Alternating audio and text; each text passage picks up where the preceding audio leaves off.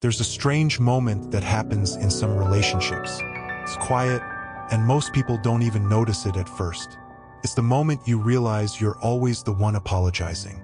Not because you're always wrong, not because you actually believe you caused the problem, but because apologizing feels easier than explaining yourself again. And when that becomes normal, manipulation has usually already started. Now, this video isn't about attacking anyone. It's not about labeling people as villains or pretending every relationship issue is abuse. This is about patterns, subtle ones, that slowly shape how you think, how you react, and how much space you believe you're allowed to take in a relationship. Because manipulation, when it's effective, doesn't feel dramatic. It feels confusing.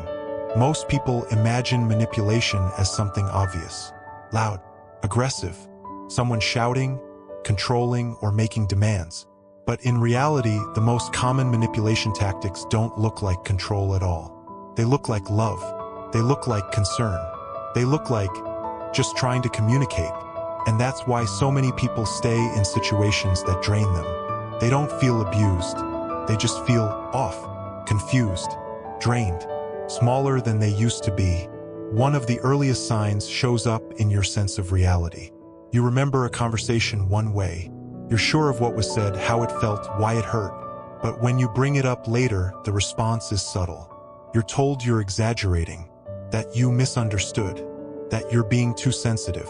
Sometimes you're even told the conversation never happened at all. First, you brush it off. Everyone remembers things differently, right? But then it keeps happening. And slowly, you stop trusting your memory. You start replaying conversations in your head, wondering if you imagine the tone, the words, the intent. You begin to ask for reassurance about things you once felt confident about. That's the real damage here. Not the disagreement, but the doubt. Because when someone consistently makes you question your own perception, they don't have to control you directly anymore. You start doing it for them. Another pattern often shows up when you care deeply about the other person, especially if you're empathetic, loyal, someone who hates hurting people. This is where guilt quietly enters the relationship. Suddenly, disagreements come with reminders of sacrifices they've made, of things they've done for you, of how much they've tolerated or endured. None of it is said as a threat. It's framed as disappointment, as sadness, as hurt. And because you don't want to be the bad person, you give in. Not because you agree, but because the guilt feels heavier than the issue itself. Over time, something changes. You stop asking for things. You stop expressing discomfort. You start measuring your needs against how much trouble they might cause. And without realizing it, you begin shrinking yourself to keep the peace. But manipulation isn't always loud. Sometimes it's quiet. Sometimes it sounds like nothing at all. This is where silence becomes a tool. Now, there's a difference between taking space and using silence as punishment. Healthy space is communicated. It has a reason. It has an end.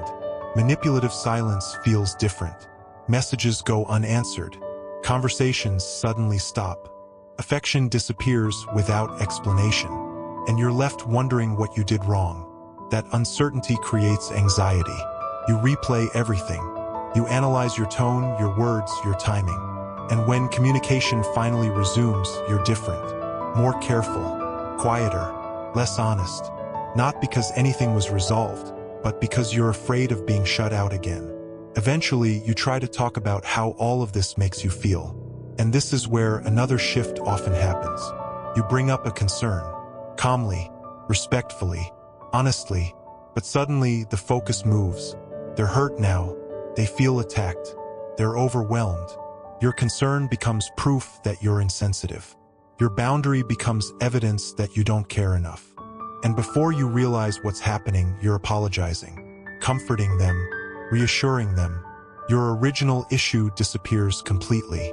This pattern is exhausting because it teaches you that speaking up only creates more emotional work for you. So eventually you stop bringing things up at all. And just when you start emotionally pulling away, something changes again. They become warm, attentive, affectionate. You feel seen, chosen, valued. It reminds you of the beginning, of why you fell in love, of how good it used to feel. And for a moment, everything seems okay, until it isn't. The affection fades, the distance returns, and you're left chasing the version of them that made you feel safe, wondering what you did to lose it, trying harder to earn something that should never have been conditional.